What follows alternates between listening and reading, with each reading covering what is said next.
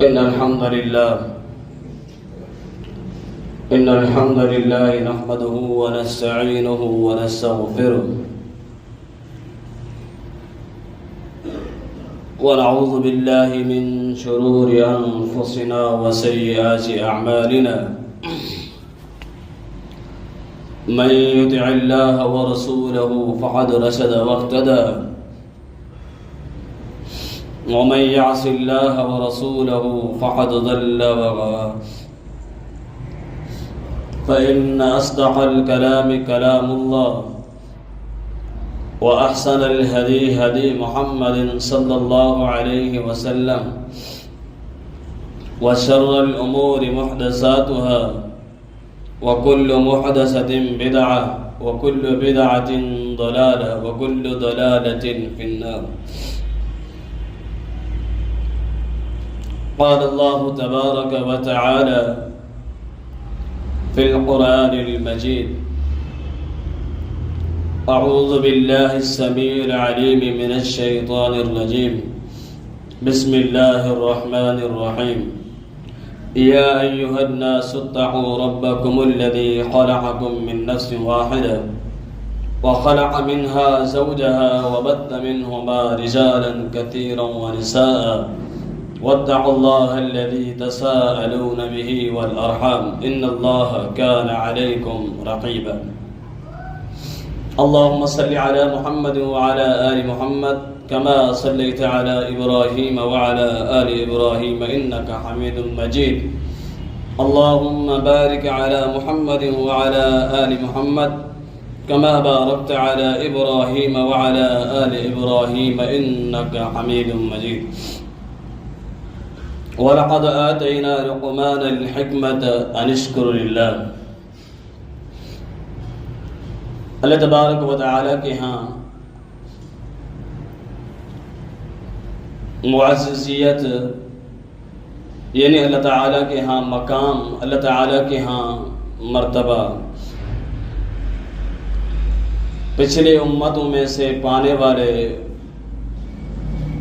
بہت سارے لوگ ہیں جن کا احادیث کے اندر بھی ذکر ہے، لیکن اللہ تبارک و تعالیٰ نے ایک ایسے شخص کے بارے میں اپنے کلام مجید کے اندر ان کی عزت کے حوالے سے بتایا ہے، نشاندہی کی ہے، اور انہیں یہ عزت کس وجہ سے ملی؟ اللہ تبارک و تعالیٰ نے انہیں چن لیا تھا، لیکن چننے کے لیے بھی کسی انسان کو جب ہماری معاشرتی زندگی کے اندر چنا جاتا ہے تو پھر اس کے اندر کچھ خوبیاں تلاش کی جاتی ہیں، جن خوبیوں کی وجہ سے اس شخص کو عزت دی جاتی ہے، اس شخص کو ایک مقام دیا جاتا ہے۔ اللہ تبارک و تعالیٰ نے ایک شخص کو چنا، لیکن چنا کیوں، کس وجہ سے، اس کے اندر ایسا کیا اللہ نے پیدا کیا تھا، کیا اس کے اندر صفات تھیں؟ ان صفات کی وجہ سے اللہ تعالیٰ نے انہیں ایک مقام دیا، ایک مرتبہ دیا، مقام اور مرتبہ ایسا دیا کہ اللہ تبارک و تعالیٰ نے ان کی بات کو، ان کی گفتگو کو اپنے کلام کا حصہ بنا دیا۔ اپنے کلام رہتی دنیا تک، یعنی جب تک دنیا موجود ہے، اس کی بات، اس کی گفتگو قیامت تک رہے گی، جب تک دنیا رہے گی۔ لیکن اس شخص کا نام کیا ہے اور اس کے اندر کیا صفات تھی؟ اس کا نام لقمان حکیم ہے۔ اللہ تبارک و تعالی نے انہیں عزت دی، انہیں مقام دیا اور ان کی گفتگو کو اپنے کلام کا حصہ بنایا۔ ان کا مکمل نام لقمان بن باعورہ بن ناحور بن نارخ، بعض نے لقمان بن عنقال کا ذکر کیا ہے۔ سعید بن مسیب رحمۃ اللہ علیہ کہتے ہیں ان کے قول کے مطابق کہ لقمان مصر کے سیاہ فام حبشوں میں سے تھے اور ان کے ہونٹ بھی بہت موٹے تھے، لیکن اللہ تبارک و تعالی نے انہیں حکمت اور دانائی سے نوازا تھا۔ ان کی حکمت کا اللہ تبارک و تعالی نے اپنے کلام مجید کے اندر بھی ذکر کیا۔ وَلَقَدْ آتَيْنَا لُقْمَانَ الْحِكْمَةَ أَنِ اشْكُرْ لِلَّهِ، ہم نے لقمان حکیم کو حکمت عطا کی ہے تاکہ وہ اللہ تعالیٰ کا شکر ادا کرے۔ واقعی انہوں نے اللہ تعالیٰ کا شکر بھی ادا کیا۔ امام مجاہد رحمۃ اللہ علیہ نمبر 2 لقمان حکیم کے بارے میں جو قول ہے وہ کہتے ہیں کہ ان کے ہونٹ وہی بات پیچھے والی جو سعید بن مسیب کے بعد تابعین میں ان کا شمار ہے انہوں نے کی ہے، یہی بات آگے امام مجاہد رحمۃ اللہ علیہ نے بھی کی ہے۔ کہتے ہیں کہ ایک دفعہ وہ مجلس لگائے بیٹھے ہوئے تھے، ہونٹ ان کے موٹے تھے، کلر کے بھی کالے تھے۔ ایک دفعہ مجلس لگائے بیٹھے تھے، ایک شخص نے آ کر پوچھا کہ آپ وہی ہیں جو فلاں جگہ پر بکریاں چرانے والے تھے؟ انہوں نے کہا کہ ہاں میں وہی ہوں جو فلاں جگہ پہ بکریاں چراتا تھا۔ اس نے پوچھا کہ پھر اس مقام پر جس مقام پر آج آپ فائز ہیں یہ مقام آپ کو کیسے ملا؟ اب آگے جو بات ہے کیسے ملا یہ مقام، کیسے ملا یہ مرتبہ؟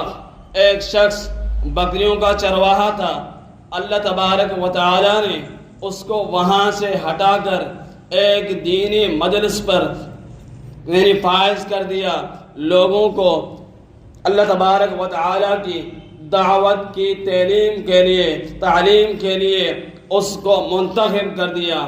اس کے اندر نشانیاں کیا تھیں؟ اس کے اندر نشانیاں آگے خود ذکر کرتے ہیں کہ اس کے اندر جو نشانیاں تھیں وہ کیا تھیں؟ کہتے ہیں کہ کس وجہ سے میں اس مقام پر فائز ہوا ہوں، وہ یہ ہے کہ میں نے ہمیشہ سچ کو پکڑا ہے، ہمیشہ سچ کو پکڑا ہے اور فضول کاموں سے، فضول باتوں سے میرا مکمل اجتناب ہے۔ یعنی یہ دو نشانیاں، یہ دو چیزیں میں نے ہمیشہ پکڑی ہوئی ہیں، انہی دو چیزوں کی وجہ سے آج میں اس مقام پر فائز ہوں۔ آگے خالد رحمۃ اللہ علیہ تابعین ہیں،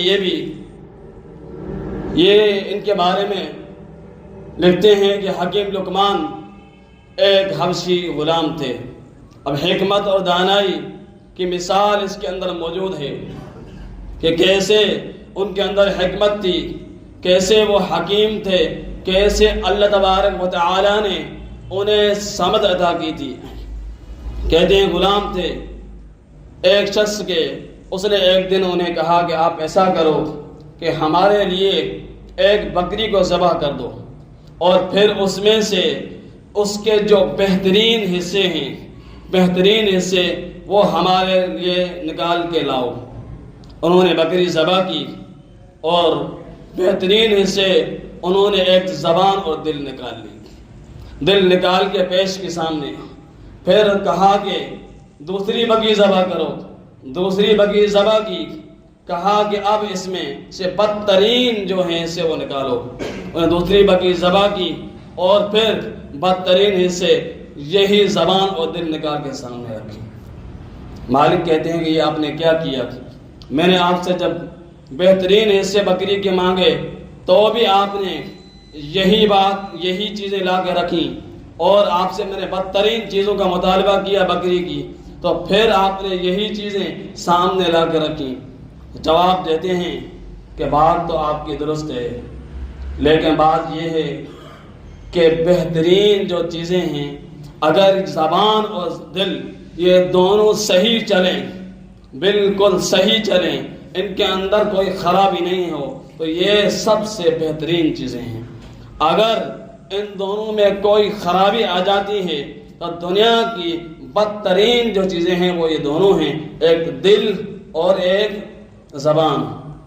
پھر آگے کہتے ہیں کہ آپ ایک شخص، امام قرطبی رحمۃ اللہ علیہ نے بھی ان کے بارے میں ذکر کیا ہے کہ ایک شخص انہیں دیکھ رہا تھا، لقمان حکیم کو کہا کہ آپ مجھے دیکھ رہے ہیں، میرے ہونٹ بڑے ہیں، اگر آپ اسی لیے دیکھ رہے ہیں تو یاد رکھنا کہ ان ہونٹوں سے آج تک کوئی ایسی بات، ایسی گفتگو نہیں نکلی جو اللہ تعالیٰ کے مخالف ہو، یعنی ایسے کلمات نہیں نکلے، ایسے کلمات میں نے آج تک ان ہونٹوں سے ادا نہیں کیے۔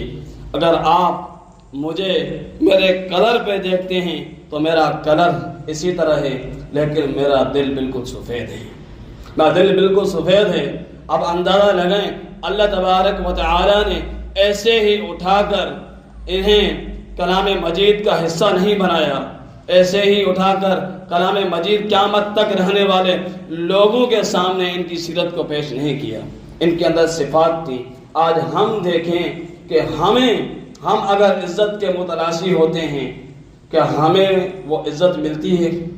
یا آیا جس عزت کے ہم متلاشی ہیں اللہ تبارک و تعالیٰ کی ذات سے، وہ ہمارے لیے اس عزت کو اگر یعنی ہمارے سامنے لائے تو ہمارے اندر کیا وہ صفات موجود ہیں کہ ہم اس عزت کے حقدار بنیں؟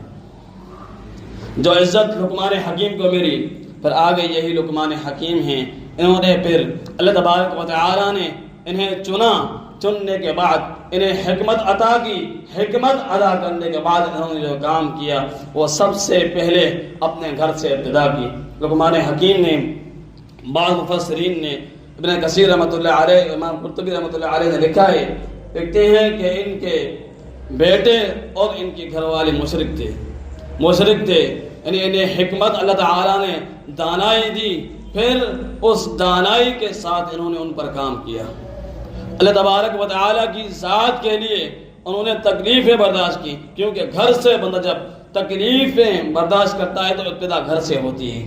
اللہ تعالیٰ کی ذات کے لیے اب صحابہ کرام کی زندگی اور ان کی سیرت کا مطالعہ کر کے دیکھیں کہ جب انہوں نے اسلام کے لیے، اسلام کی سربلندی کے لیے اپنے آواز کو بلند کیا تو انہیں سب سے پہلی جو تکلیف پہنچی وہ اپنے گھر سے پہنچی، تو لہذا لقمان حکیم نے اللہ تعالیٰ کے لیے ابتدا کی اپنے گھر سے کی۔ اپنے بیٹے سے کہتے ہیں اذ قال لقمان لابنه یا بنی لا تشرک باللہ ان الشرک لظلم عظیم۔ سب سے پہلی نصیحت اللہ تعالیٰ کی توحید، اس کی وحدانیت کے بارے میں کہتے ہیں کہ میرے بیٹے اللہ تعالیٰ کی ذات کے ساتھ کسی کو شریک نہیں کرنا۔ آج ہم دیکھیں کہ ہم نے آج تک کیا اپنی اولاد کو اس طرح توحید کی دعوت دی ہے؟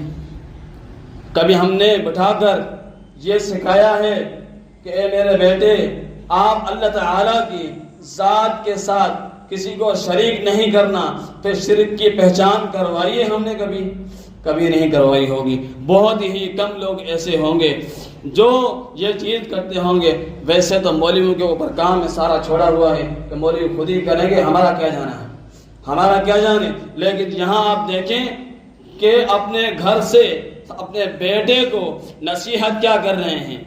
اللہ تعالیٰ نے حکمت دی، اللہ تعالیٰ نے دانائی دی، اللہ تعالیٰ نے عزت دی، پھر اس کے بعد انہوں نے اس بات کو سمجھا اور پھر اللہ تعالیٰ کی ذات کے لیے یہ انہوں نے حق سمجھا کہ اس کے توحید کی سربلندی کے لیے کھڑا ہونا لازمی ہے، اور پھر کھڑے ہوئے تو اپنے گھر سے سب سے پہلے اپنے گھر سے کھڑے ہوئے۔ اپنے بیٹے کو کہتے ہیں یا بنی لا تشرک باللہ ان الشرک لظلم عظیم، اے میرے بیٹے اللہ تعالیٰ کی ذات کے ساتھ کسی کو شریک نہیں کرنا، کیوں کہ شرک جو ہے وہ بہت بڑا ظلم ہے۔ امام بخاری رحمۃ اللہ علیہ نے ایک حدیث ذکر کی ہے کہ الذین آمنوا ولم یلبسوا ایمانہم بظلم اولئک لہم الامن وہم مہتدون۔ اس بات کی تصدیق لقمان حکیم کی، اس بات کی تصدیق اللہ کے پیغمبر صلی اللہ علیہ وسلم کے زمانے میں بھی ہوئی کہ شرک جو ہے وہ بہت بڑا ظلم ہے۔ انہوں نے اپنے بیٹے سے کہا تھا، صحابہ کرام نے جب اس آیت کو سنا تو انہوں نے کہا اللہ کے رسول، یہ ظلم الذین آمنوا ولم یلبسوا ایمانہم بظلم، یعنی جو لوگ ایماندار ہو گئے اور انہوں نے اپنے ایمان کو بچایا، اپنے نفس پر ظلم میں ملوث وہ لوگ نہیں ہوئے، تو انہوں نے کہا کہ اللہ کے رسول ہم کیا اپنے نفس پر ظلم کریں گے؟ جب ہم ایمان لے آئے ہیں تو ہم اپنے نفس پر ظلم کیسے کریں گے؟ بولا نہیں، اللہ کے پیغمبر صلی اللہ علیہ وسلم فرمایا کہ یہاں سے ظلم جو ہے وہ مراد نہیں ہے، یہاں سے ظلم وہ مراد ہے جو لقمان حکیم نے اپنے بیٹے کو بتایا تھا۔ اللہ کے پیغمبر صلی اللہ علیہ وسلم نے لقمان حکیم کی اس بات کی نشاندہی صحابہ کرام کو کروائی، فرمایا ان الشرک لظلم عظیم۔ انہوں نے اپنے بیٹے سے جو کہا تھا کہ شرک بہت بڑا ظلم ہے، اس الذین آمنوا ولم یلبسوا ایمانہم بظلم، اس آیت سے مراد ظلم ہے وہ ظلم وہی ہے جو شرک کا ظلم ہے۔ لہذا صحابہ کرام کو یہ تنبیہ کی گئی، ان کو بتایا گیا، ان کو سمجھایا گیا کہ آپ اس ظلم سے پریشان نہیں ہوں، آپ اس ظلم سے محفوظ ہیں۔ آگے یہی لقمان حکیم ہیں، پھر بتاتے ہیں کہ اگر کوئی شخص اس ظلم کے اندر ملوث ہے، یعنی شرک کے دلدل میں پھنسا ہوا ہے، تو پھر کیا ہوگا؟ پھر کیا ہوگا؟ فرماتے ہیں کہ ان اللہ لا یغفر ان یشرک بہ ویغفر ما دون ذلک لمن یشاء۔ جو شخص یہ ظلم کرتا ہے وہ اللہ تعالیٰ کی ذات پھر اس کو معاف نہیں کرتی، جس کو چاہتی ہے اپنے حساب سے اللہ تعالیٰ معاف کرتا ہے۔ آگے پھر لقمان حکیم نے یہ اپنے بیٹے کو شرک کی، میں بات کو مختصر کر رہا ہوں وقت کم ہونے کی وجہ سے، لقمان حکیم نے یہ بات اپنے بیٹے کو شرک کی یہ مختصر سی بات بتائی۔ اس کے بعد جو نمبر 2 جو سب سے بڑا کام اس نے بتایا، جو انتہائی اہمیت کا حامل ہے دور حاضر کے اندر بھی، یہ ساری نصیحتیں دور حاضر کے اندر بھی اس بات کے متقاضی ہیں، اس بات کے تقاضا کرتی ہیں کہ ان نصیحتوں پر عمل کیا جائے۔